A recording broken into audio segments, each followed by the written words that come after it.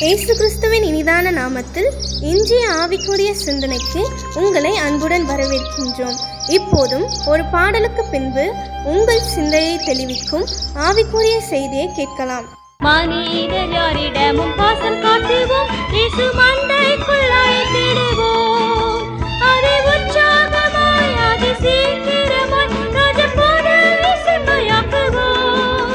நம் ராஜாவே இது வேகம் வராரே, அதை வேகமாய் செயல்படுவோம்.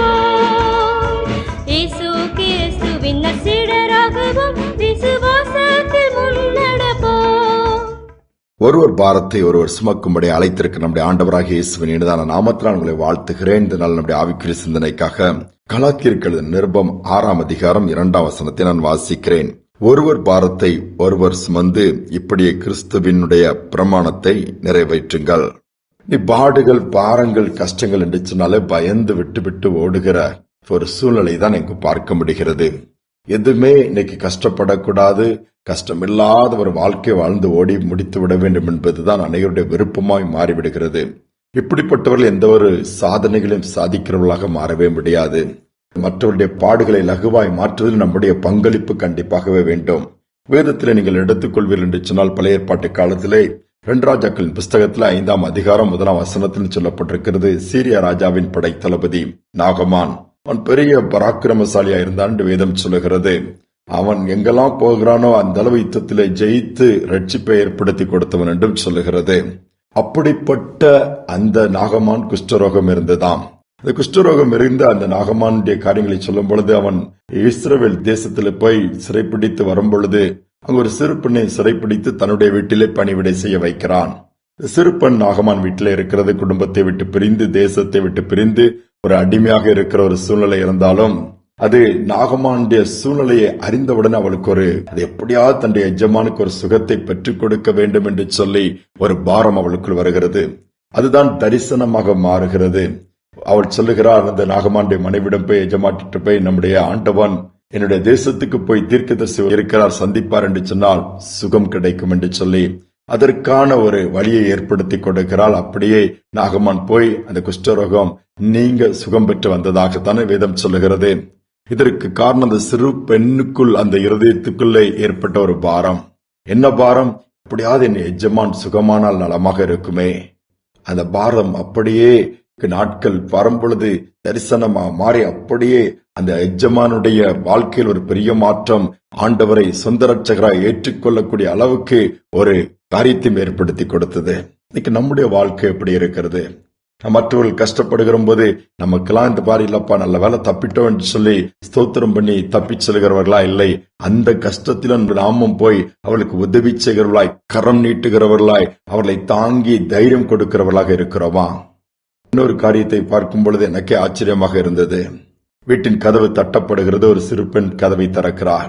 ஒரு மனிதன் நின்று, என் மனைவி கற்ப வேதனைப்படுகிறார், கொஞ்சம் வந்து அதில் என் மனைவிக்கு உதவி செய்ய முடியுமா? பேர்காலத்திற்கு உதவி செய்வதற்கு நான் எந்த படிப்பும் படிக்கவில்லை, நான் மருத்துவ படிப்பு படிக்கவில்லை என்று சொல்லி அந்த சிறு பெண் சொல்லுகிறார். வந்து ஏதாவது உதவி செய்யுமான்னு சொல்லும் பொழுது, எனக்கு தெரியாது, எங்க அப்பா மருத்துவர் தான், அவரை வேண்டுமானால் அனுப்பும்போது அந்த மனிதன் சொல்லுகிறான், எங்கள் பகுதியில், எங்கள் கிராமத்துல பெண்களுக்கு பெண் மருத்துவர் தான் பிரசவம் பார்ப்பாங்க, வேண்டாம் என்று சொல்லி போய் விடுகிறார். அடுத்து கொஞ்ச நேரம் கழித்து மீண்டும் கதவு தட்டும்போது இன்னொரு நபர் வந்து கேட்கிறார், என் மனைவி பிரசவத்திற்காக வேதனைப்பட்டுக் கொண்டிருக்கிறார், அந்த உதவி செய்ய முடியுமா? அந்த சிறுபெண் சொல்லுகிறாள், நான் மருத்துவத்திற்கு படிக்கவில்லையே, எனக்கு தெரியாதே, என் தகப்பன் மருத்துவர் தான், அவரை வேண்டுமானால் அனுப்பி வைக்கிறேன். அப்பொழுதும் அந்த மனிதன், இல்லை, அது முடியாது என்று சொல்லி திரும்பி போகிறான். 3வது ஒரு கதவு தட்டப்படும், திறக்கிறாள்.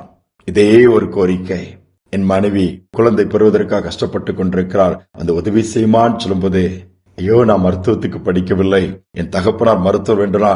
இல்லை, பெண்களுக்கு பெண் மருத்துவர் தானே பார்த்தால் நன்றாக இருக்கும், எங்கள் ஊருடைய காரியங்கள் அப்படித்தான் சொல்லும்போது அவரும் போய்விடுற துக்கத்தோடு அடுத்த நாள் அவளுடைய இருந்த வீட்டின் பகுதியான திருவோரத்தில் அந்த சங்கு ஊதுற மாதிரி அந்த மணி அடிக்கக்கூடிய சத்தம் கேட்டு எட்டி பார்க்கிறாள்.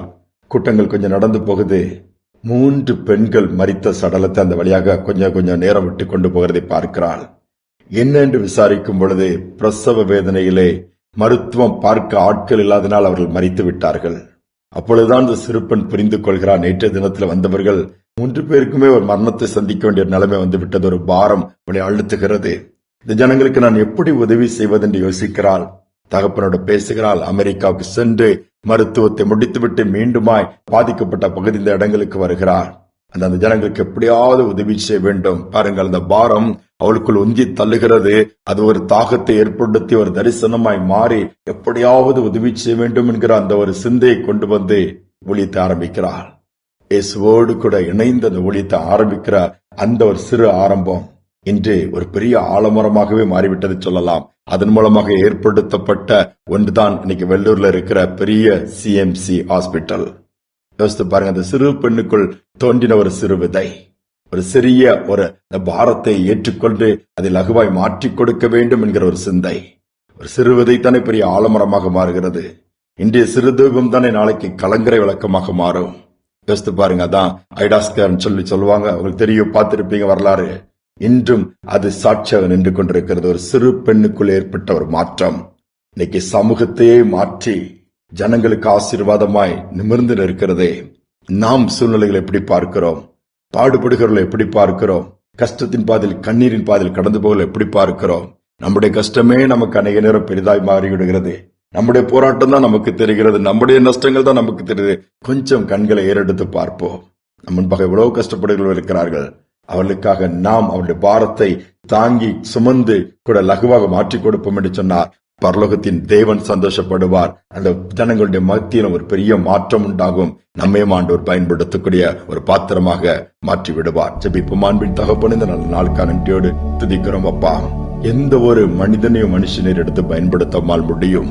அவர்களுக்கு ஏற்படுகிற அந்த சிந்தை, அந்த பாரம், ஒருவர் பாரத்தை ஒரு சுமங்கள் சொன்னது போல இந்த நாட்களில் சுயநலத்தோடு எங்களுடைய காரியம், எங்கள் குடும்பம், எங்கள் வாழ்க்கை என்று சொல்லி ஒரு வட்டம் போட்டு அதில் உட்கார்ந்து கொண்டிருப்பதாக அல்லாண்டவரே, எங்களே தாழ்த்தி ஒப்பு கொடுத்து உம்மை பின்பற்ற நீ இந்த மனுக்குலத்திற்காக உண்மையை தியாகம் பண்ணின அந்த தியாகத்தை நாங்கள் நினைவு கூர்ந்து எங்களுடைய பாரத்தை நீர் ஏற்றுக்கொண்டீர். எங்கள் பாவத்தை எல்லாம் ஏற்று சுமந்து கல்வாரி சிலுவையிலே சுமந்து தீர்த்தீர். எங்களுக்காக அடிக்கப்பட்ட ஆட்டுக்குட்டியாக நீர் வந்து அடிக்கப்படும்படி உம்மை ஒப்பு கொடுத்தீர். அதை நாங்கள் பார்க்கிறோம். அந்த தியாகத்தை பார்த்து எங்கள் வாழ்க்கையும் தியாகத்தோடு இன்னும் சேவை செய்ய மனப்பான்மையோடு அநேக ஜனங்களுடைய பாரங்களை லகுவாக்கி அநேக ஜனங்களை பக்கம் திருப்பத்தக்கதை எங்களை நடத்துவீராக. தாழ்த்தி ஒப்புக் கொடுக்கிறோம். நாள் முழுதும் கிருபை உண்டாகட்டும். துதிகனமை ஏற்றுக்கொள்ளும் இயேசுவின் நாமத்தில் பிதாவே, ஆமேன், ஆமேன். இந்த நாளிலிருந்து ஒரு பாரத்தை நாம் சுமக்கிறவர்களாய் மாறுவோம். மற்றவர்களுக்கு ஆறுதலாக இருப்போம். மற்றவர்கள் விழுந்து கிடப்பால் தூக்கி விடுகிறவர்களாய் இருப்போம். நிச்சயமாகவே கர்த்தர் நம் மூலமாய் பலத்த காரியங்களை செய்வார். இந்த சிந்தனையோடு இந்த நாளை தொடருவோம். மீண்டுமாய் நாளை தினம் சந்திப்போம். தன்னை தந்தெடுத்து சிலுவை சுமந்து தரணியில் இயேசுவை பின்தொடர்வோம். தன்னை தந்தெடுத்து சிலுவை சுமந்து தரணியில் இயேசுவை பின்தொடர்வோம். ராஜ்ய சுவிசேஷம் எங்கும் பரவிட இயேசு ராஜாவின் பணி செய்வோம். ராஜ்ய சுவிசேஷம் எங்கும் பரவிட இயேசு ராஜாவின் பணி செய்வோம். சிஷ்யராகுவோம், இயேசுவுக்காய் சிஷ்யராக்குவோம். நேசருக்காய் சிஷ்யராகுவோம். இயேசுவுக்காய் சிஷ்யராக்குவோம். நேசருக்காய் அழிந்து போகின்ற ஆத்துமாக்களை ஆதாயமாக்கிட சிஷ்யராவோம். அழிந்து போகின்ற ஆத்துமாக்களை ஆதாயமாக்கிட சிஷ்யராவோம், சிஷ்யராகுவோம்.